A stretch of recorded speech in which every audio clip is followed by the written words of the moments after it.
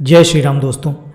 आज के वीडियो में हम बंगाल की एक लोक कथा सुनने वाले हैं। बंगाल की लोक कथा का शीर्षक है नील कमल और लाल कमल।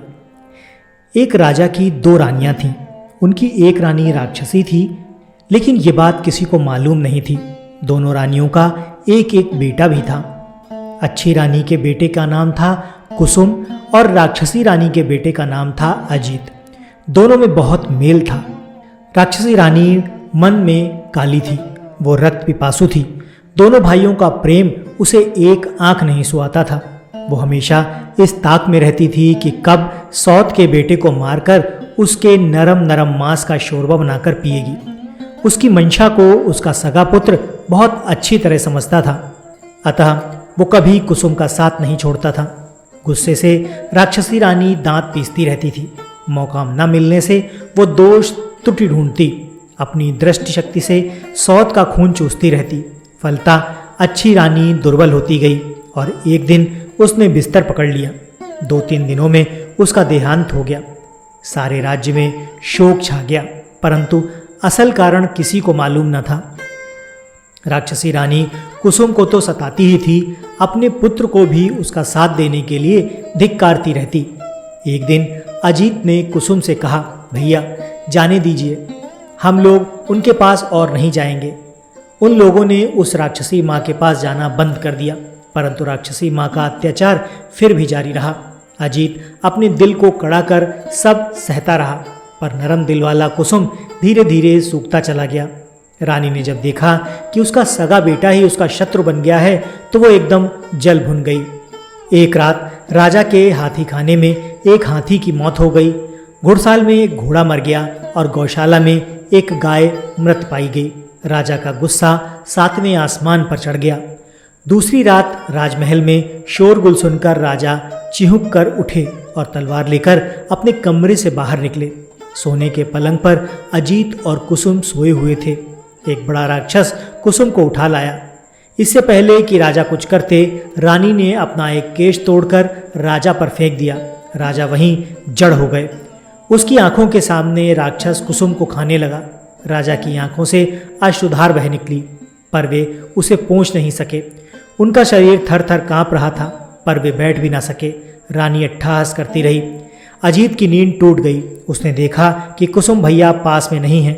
वो हड़बड़ाकर उठा। उसने देखा कि रानी के हाथ का बाला कंगन झमझम कर रहा है और कुसुम भैया को राक्षस खा रहा है। क्रोध से उसका शरीर जलने लगा। वो दौड़कर वहां पहुंचा और राक्षस के सिर पर एक जोरदार घूंसा मारा। राक्षस हाय हाय कर चीत्कार कर उठा और सोने का एक टुकड़ा उगलकर भाग गया। रानी ने देखा कि ये तो अनर्थ हो रहा है। अपना ही पुत्र दुश्मन बन गया। क्रोधाग्नि में जलती रानी अपने ही पुत्र को चबाने लगी। तभी उसके गले से लोहे का एक टुकड़ा गिर पड़ा। हतप्रभ होकर वो उछल पड़ी और सोने एवं लोहे के टुकड़े को लेकर छत पर चढ़ गई। छत पर राक्षसों की भीड़ थी। उनमें कुछ कह रहे थे, और खाऊंगा और खाऊंगा, और कुछ कह रहे थे, अपने देश जाऊंगा। रानी बोली, मैं यहाँ रहूंगी, तुम लोग अपने देश जाओ। झुंड बनाकर राक्षस अपने देश की ओर जब भागे तो उनके धक्के से राजभवन का शिखर टूट गया। पेड़ पौधों की डालें टूट गईं। नदी के जल में उताल लहरें उठीं और राजा का हृदय कांप उठा। जली बुरी रानी अपने कमरे में आई। उसे कहीं भी चैन नहीं था। रात काटे कट नहीं रही थी।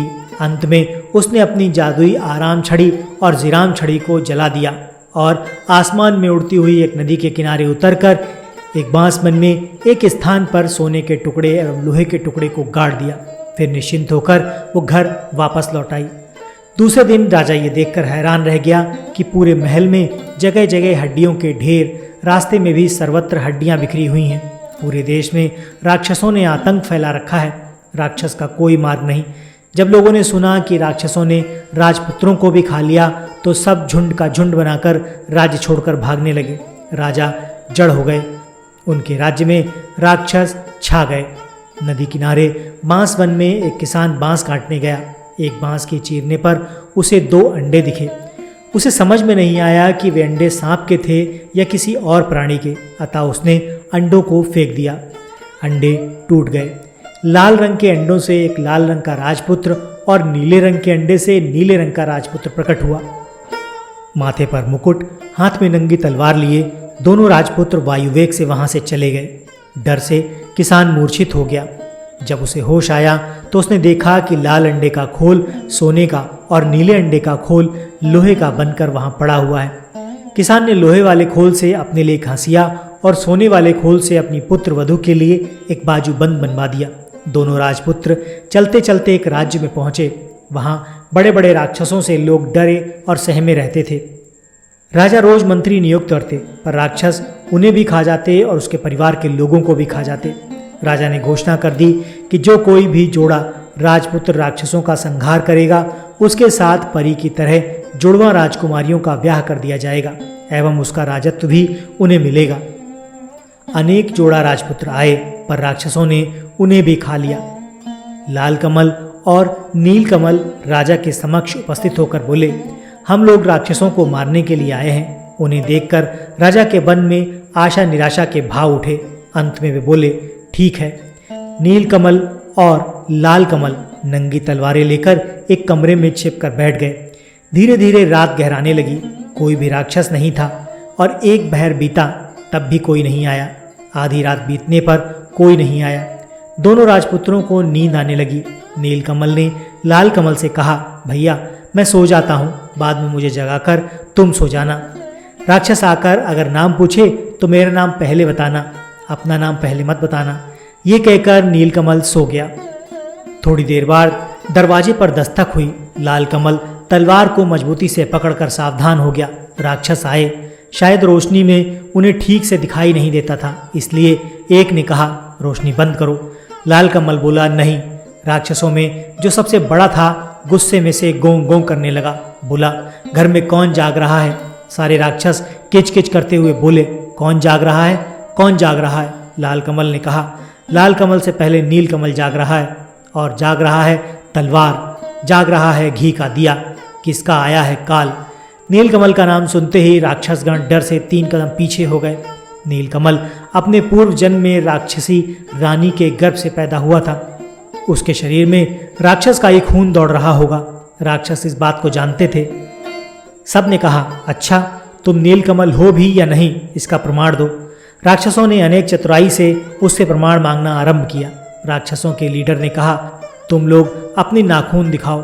लाल कमल ने नील कमल के मुकुट को तलवार की नोक पर रखकर बाहर फेंक दिया। उसके हाथ से छूकर आपस में बोलने लगे, बाप रे, जिनके नाखून इतने भयंकर हैं, पता नहीं वो कैसा होगा। लीडर ने फिर कहा, देखूं तुम लोग का थूक कैसा है। लाल कमल ने तलवार द्वारा दिए के गर्म घी को उन पर छिड़क दिया। राक्षसों के रोएं जलने लगे। वातावरण में दुर्गंध फैल गई। राक्षसगण गों गों करते हुए भागे।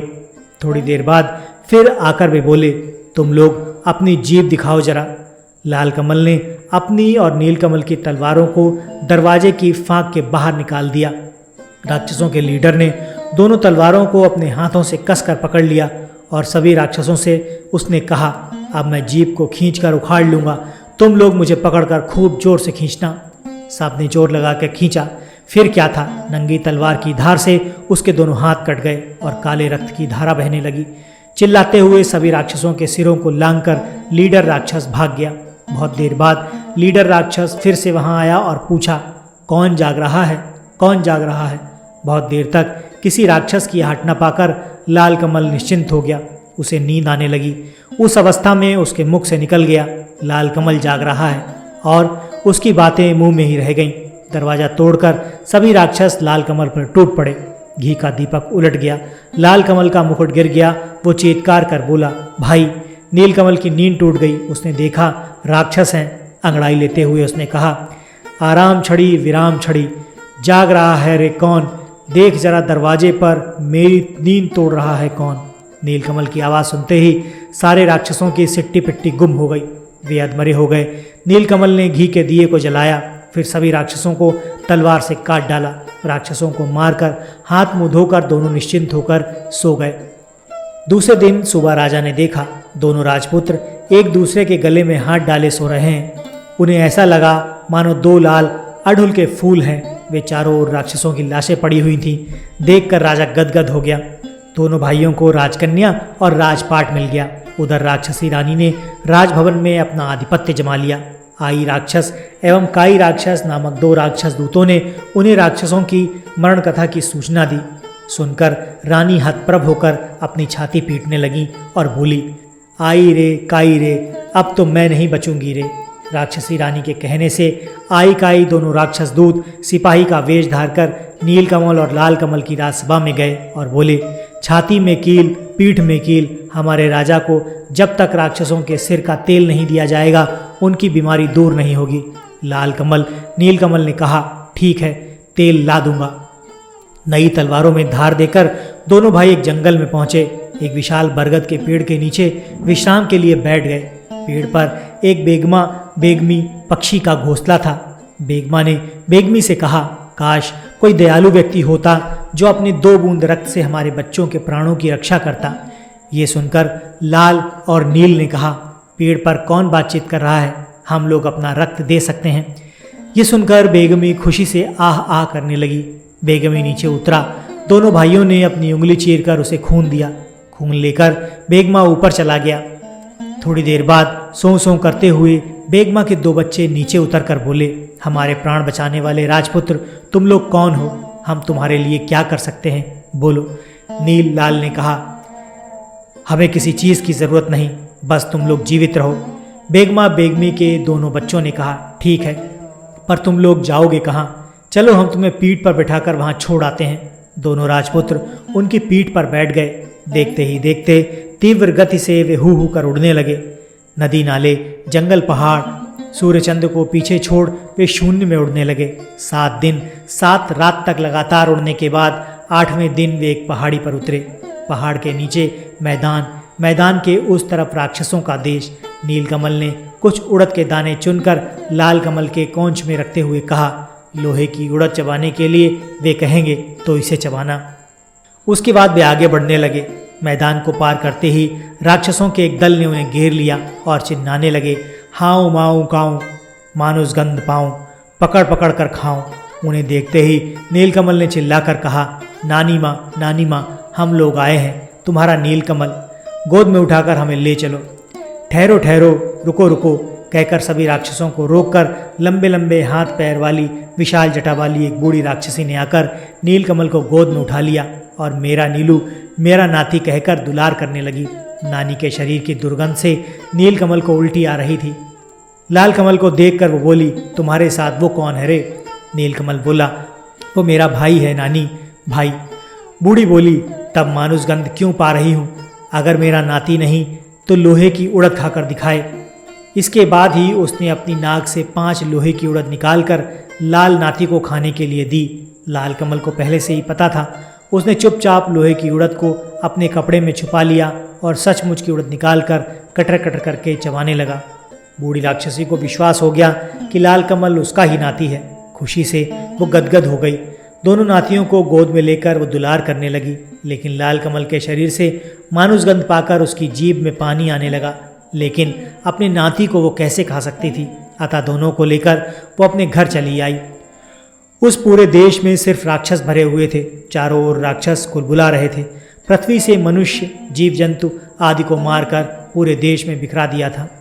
लाल नील राक्षसों के कंधों पर बैठकर घूमते और देखते कि हर ओर मरे हुए सड़े हुए मनुष्य, जीव जंतु बिखरे पड़े हैं। दुर्गंध ऐसी कि भूत भी भाग जाएं।